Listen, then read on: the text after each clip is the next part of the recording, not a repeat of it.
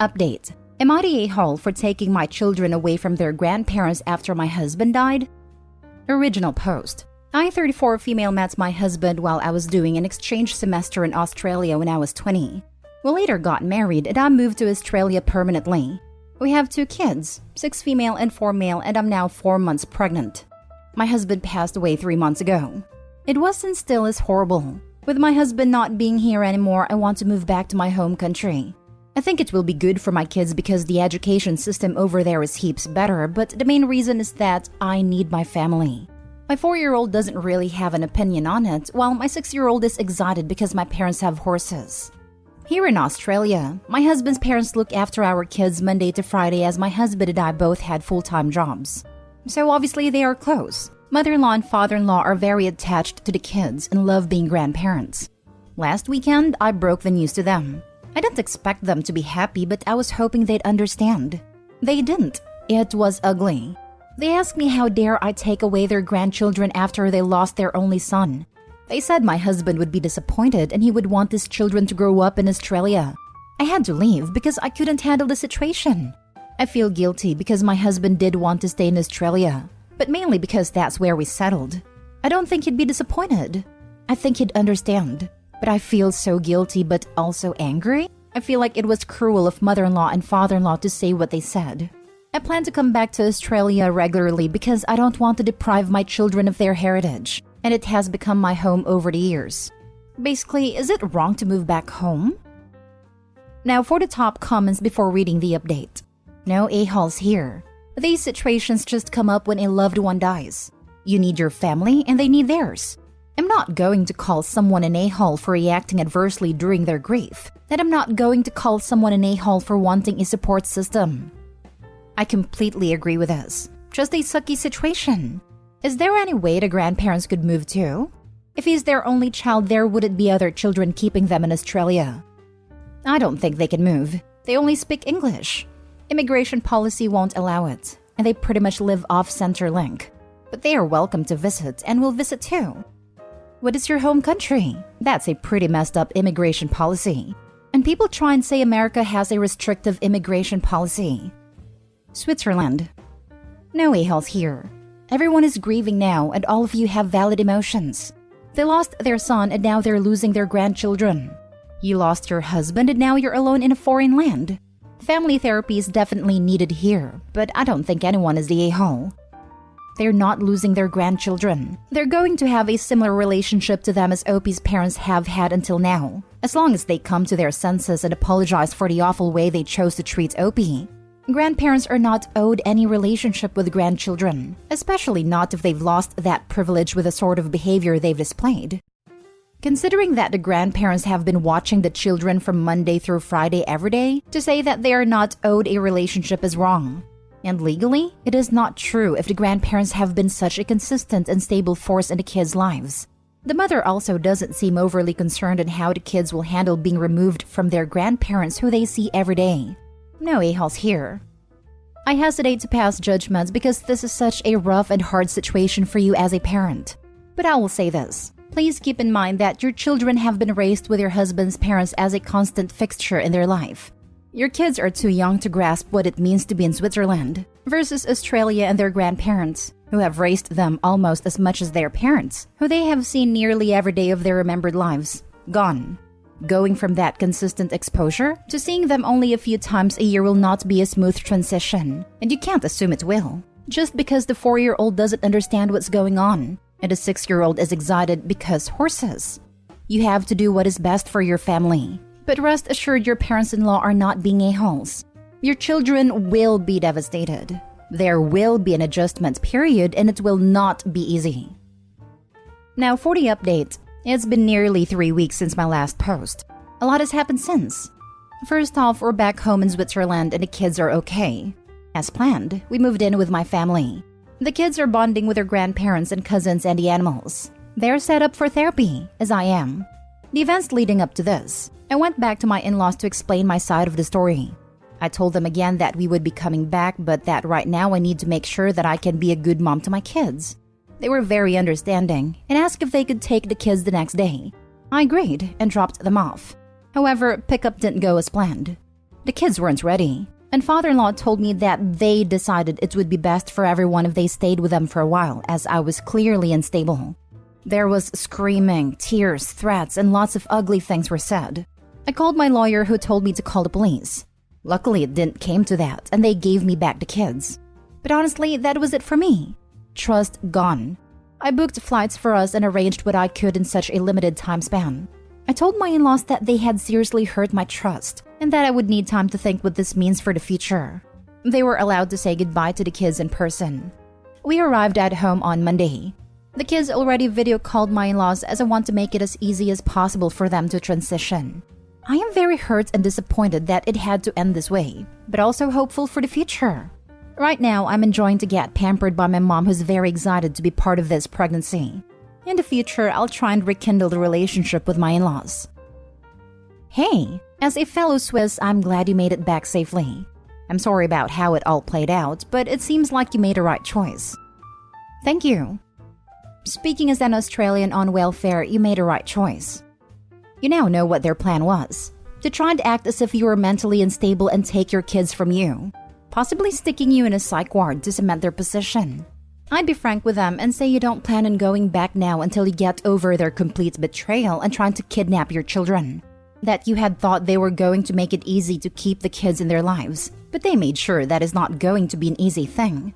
You're now surrounded by the people you can trust, and I suggest staying there and healing until you feel like you want to go back to Australia. I'm afraid you're right. I just feel bad for my kids. Kids are resilient, and as long as you monitor those calls so the in-laws don't try and manipulate them, you should be good. The kids probably love being in a new wonderful country. Will find it amazing and will be too busy learning the language and trying new things to miss Australia too much. I'm in Sydney, Australia, and with the quarantine only just lifting, it's not much fun here right now.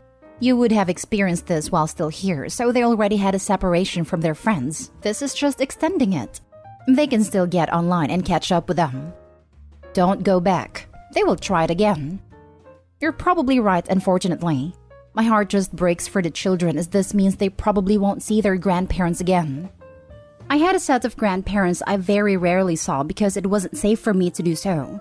I didn't understand when I was younger, but I do now. My mom always just explained to me in age-appropriate terms. Your children will understand, and if you're comfortable with them having regular video calls, etc., then there's no reason they can't develop a relationship that way. Now, for the last story. Am I the a-hole for making a scene when I found out my sister put my niece up for adoption when she had her son? Plus updates. Original post. My sister had a second child and we were all thrilled for her. She lives a few states over and we haven't seen her this last year. She had one child 2 years ago with her boyfriend and the other one was born last month. Yesterday we had a family Zoom meeting to see the baby and to say hi to my other nibbling. We get on, family starts to load in. Everyone is basically there thrilled to see the baby. We get to meet her new baby boy. After a bit, I asked to see my niece as well. My sister got quiet and very quietly said she doesn't have her. My aunt questioned this, and I was also confused. After a few minutes, my sister said that in the beginning of January, she put her daughter up for a closed adoption because she couldn't care for 2 kids. Everyone lost it. The whole Zoom was a mess. We didn't know. We never got to say goodbye. She didn't have to do this because any of us would have taken my niece. Heck, I could have taken her. I've had multiple miscarriages/fertility issues, and although I am currently pregnant, I am stable, owning a home and have the resources to have taken a toddler, as well as have my baby. Important, my sister has always also said she wanted to be a boy mom. I lost it. I called my sister a narcissistic witch. I asked her when she'd get bored of the new baby and get rid of that one too. I asked her how the heck she could do this without reaching out to family. I know my sister, and I know deep down she just didn't want a daughter. She was depressed when she found out she was having a girl, but thrilled for this entire recent pregnancy. I called her a monster for making children she didn't want to care for, like they were a novelty. I said some other things too. At this point, my grandmother is a complete mess and says her chest hurts, so I stop. My aunt who is with my grandmother goes to help her and turns off the camera. My grandmother ended up having a panic attack that they thought was a heart attack at first. I am so glad she is okay. My sister has since cut off all contact from the entire family. My father is angry with me for blowing up. I was the only one who did, and says that I pushed her away. He said he could have tried to convince her to reverse it, but my verbal lashing completely ruined any chance of getting my niece back. I don't think he understands what a closed adoption means. Also, adoption takes a minute, so for her to have it completed by January makes me feel this process was in place for a while. I don't think there's any chance of seeing my niece again when the mother and father both signed her to be adopted.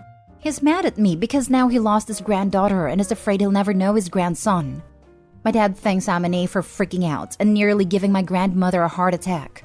I'm feeling guilty that my grandmother had such an extreme reaction, but I feel that's more because she lost her great-granddaughter. Now for the top comments before reading the updates. Not the a-hole. For a moment, I misread it and thought she put up the newest baby for adoption, which if she was worried about being able to support 2 children, I would have understood. Though with her knowing you are interested in adoption, I would have thought she was a little bit of an A. However, after realizing that instead, she adopted out her 2-year-old, I'm just utterly sickened and stunned. I have memories from being 2 years old, so this is a child who is aware enough to remember her parents and other family. This is a child who loved them unconditionally, who understood what love is. I'm just so sick at the thought of this. Apologies for jumping on the top comment, and I know this is very dark, but I think Opie needs to contact the police to check that the girl was in fact legally adopted by a family. I have trouble believing a social worker or any legit agency would allow this without question, /therapy/intervention or even contacting family. My fear is that the sister did this under the table, to people who were not vetted or could be traffickers, or worse, like Kaylee Anthony was supposedly with a babysitter. A closed adoption sounds like a great excuse as to why no one will ever see Denise again and have no way of knowing it, checking up on if she was safe. Also, is the boyfriend okay? Or is it possible he's mistreating her and pushed her to do this? Honestly, that's my fear too. Was this child actually adopted out? Does the boyfriend know? I would also get someone else's verification. Not the a-hole. I think this is one of the worst things I've ever seen on Reddit. I just can't get my head around it. Opie, I suspect your dad was taking it out on you because you were there and your sister wasn't. Unfair, but your dad is just as blindsided as you are, so hopefully can be forgiven for his extreme reaction. The only comfort I can think to take is that if your sister really didn't love her daughter, hopefully your niece has been placed with a family who will, and will have a better childhood as a result. But I'm so very sorry that wasn't with you. I'm honestly surprised that the authorities allowed a child to be ripped away from its wider family like this. It would be very traumatic. Did she lie and tell them there was no one willing to take the child or stay in its life? And if so, does that have any effect? I would speak to a family lawyer if I was you, even if it confirms that there is nothing that can be done. Unfortunately, no system would be able to intervene in this if the sister's story is correct. There's no authority able to be established by a CPS agency because it sounds like it was done through private adoption, not because of any involvement with the system, which would have offered much more protection for keeping the child placed with the family. Relative rights are unfortunately still pretty minimal, and parents have the right to do this without any family say, outside dependencies at least where practice. I work in the system and have seen some things, but I wholeheartedly agree this is one of the most heartbreaking things I've heard. That poor girl. Edit. Opie, I'd encourage you to also contact your local child welfare office no matter if this was done legally. To me, this indicates some possible untreated mental health concerns that she may need to support with to keep the youngest child safe. Even though CPS is stretched thin, I think this is one case that they should check up on and verify that the children, both girl and boy, are safe and okay. I mean, as dark as it is, for all the family knows they could have unalived the girl. Getting assurance that the girl is okay is absolutely within their rights. Maybe not CPS, but if they have the resources, a private investigator, or police even. This is such a wild thing. Opie needs to make sure the daughter is safe. Now for the first update. I've contacted local CPS for my sister's area, local courts, and I have a lawyer looking into it for me, starting tomorrow as I just obtain him. Thank you for the helpful comments pointing out the issues with this. Especially thank you to those in social work who reached out to me privately. I didn't realize how many options I had to fight this or see if it was legit. I'll update when I find more out from the lawyer. Lots of people commenting this is fake. I really wish it was. This has been a nightmare. Thank you again to those with helpful suggestions and feedback. Final update. I am pursuing legal custody and due to this I will not be providing any more updates. My lawyer recommended this. The kids come first. But I can say a few things. They found her. The adoption process started a year ago in silence as a private rehoming. It was explained to me that we could fight it as they skipped steps in the process. My sister told them she had no family / the family she does have is harmful. There was mistreatment in our mother's side, but they are long dead now. There's an open investigation into my sister already for her son because of the way she surrendered custody of her daughter. I'm going to temporarily move into an apartment in that area, so I am close by in case CPS takes custody of my nephew. It was explained that this was the only way I could actively fight for custody, by being available and close.